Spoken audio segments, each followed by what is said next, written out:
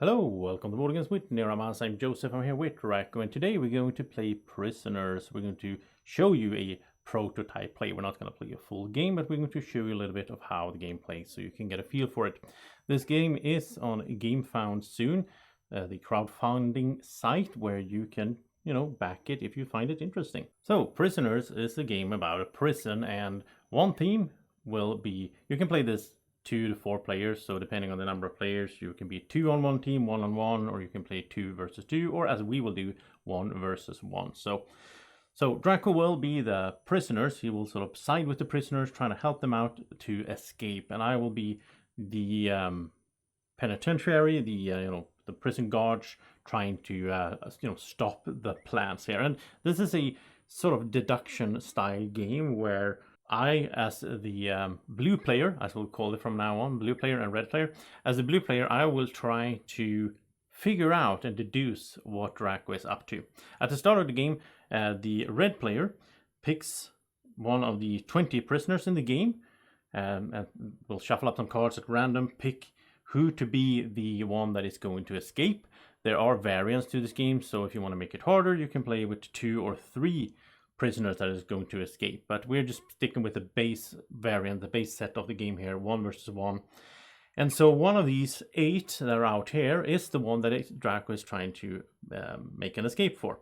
Also, there's an escape plan, so the red player has picked one of these 12 escape plan cards in order to escape.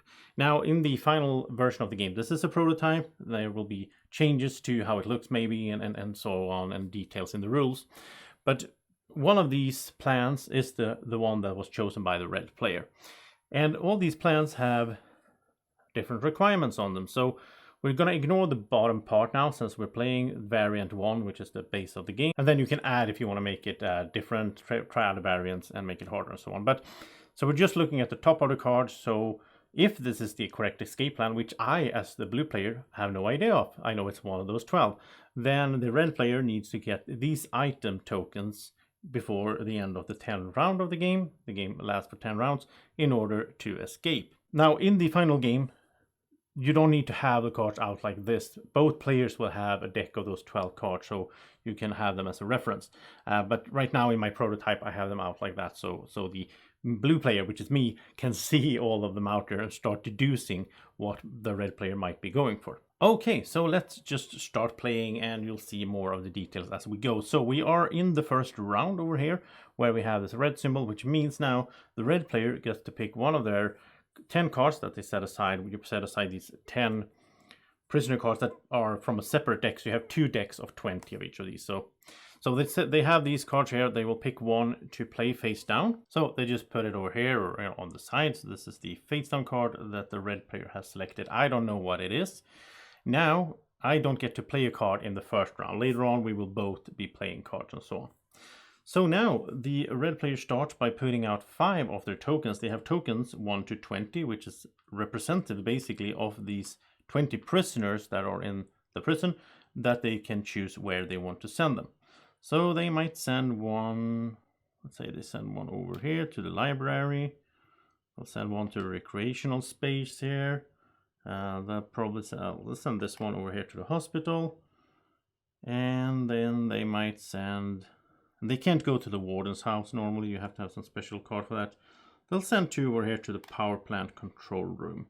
Alright, so that was 5 tokens, 5 prisoners that are out here during the day basically. Now I get to put out some of the staff of the prison, so 4 prison guards will go out here, and what I'm trying to do here, it's an area control game. So if at the end of the round, if the red player has more tokens than the blue player at a certain spot, then they will start getting these tokens out from out here, which they need in order to escape. So I think I want to block the power plant here. I'll put in 2 guys in there, trying to block a little bit. I'll put one on the hospital, and I'll also put one on the recreational space. And now it goes back to the red player, who will play 5 more 5 tokens or 5 prisoners that will go somewhere out here. And let's say they probably want to boost up. So there's a rule, they can't go with more than 5 in the same slot. They'll put in maybe 2, well, 1 more there, 1 more there, And then they'll also put one here and one in the bath and laundry. And maybe one here in the visiting room. And now I can place my final 4. So as the blue player, I have 8 tokens to represent my, and I go last, right? But then we also have the card to consider. So I'll just do that. Okay. The red player will reveal the prison card that they chose at the start around here. And this is prisoner number 20.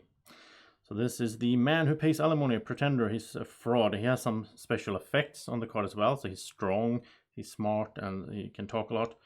And his specialization is his cunning. So the effect of this card is by placing... Oh yeah, did I mess up there? I did. Okay, let's say it was like this. This is what I was going to do. There we go. They placed number 20, which was him. They placed him in the hospital. Here we go. So it says that by placing him in the hospital, this allows the red team, the red player in this case, to move 3 blue tokens located in this prison area to any other area on the board in a given round. So they can move this blue, and they can just move him over to over here, where he doesn't do the fuel tank, maybe, where he doesn't do any good. So that was the power of this card. And now they will discard this card, so that has been used. And now we will check the area control. So over here we have 2 to 2. Nothing happens. Here we have 2. Here we have 2 reds, and I'm not here at all. I'm not here with the blue. So they get to take the tokens here. They get to take them and put them on prisoner number 1 and prisoner number 10. Now prisoner number 1 is out over here, so he gets that token. And 10 is there, so he gets that token. There we go.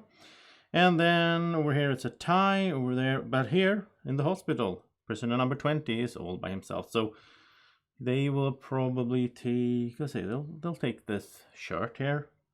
And that, then we see prisoner number 20 is not one of the suspects. These are the suspects, basically. So instead, this will go to the plan here. So this is a collection of tokens down here that is for the plan.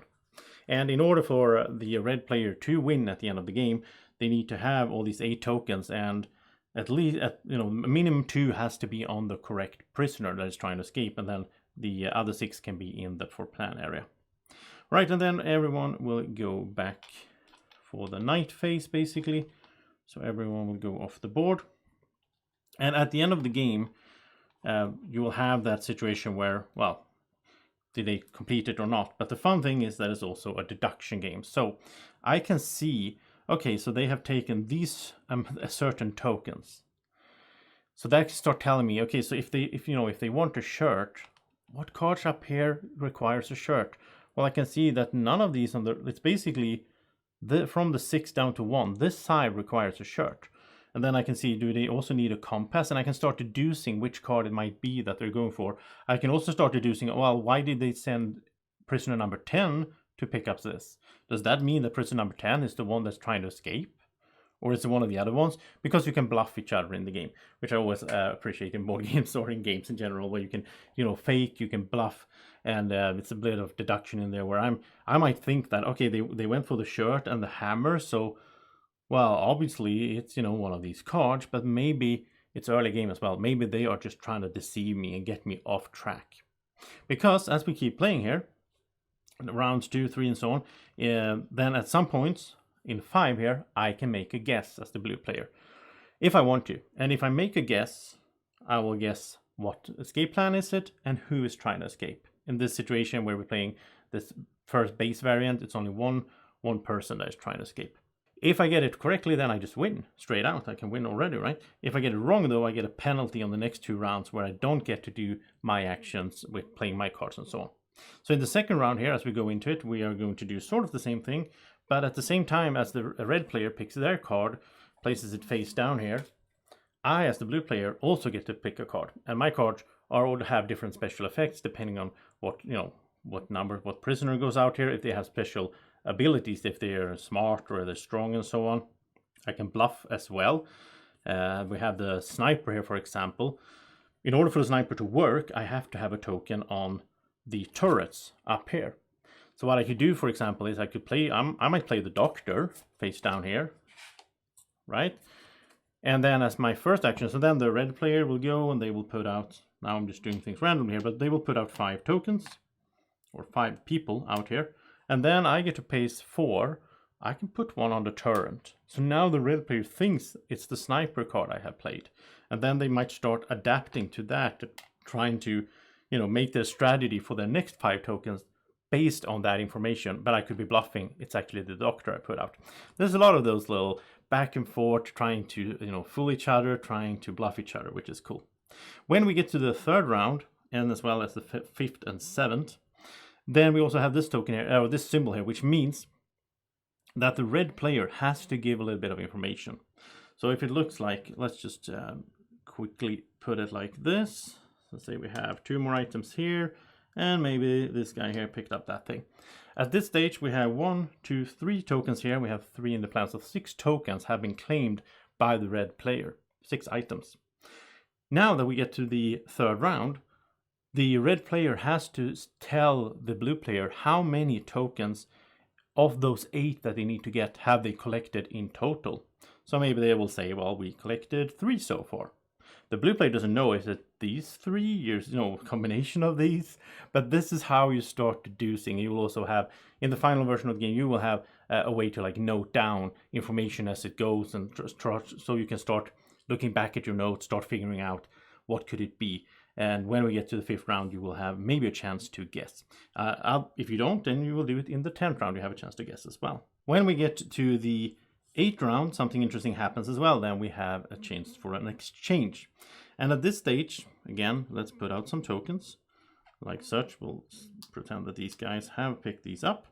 At this stage, the red player has the chance to exchange tokens. So maybe they've been collecting a bunch of bluff tokens that they don't need in order for their escape plan to work.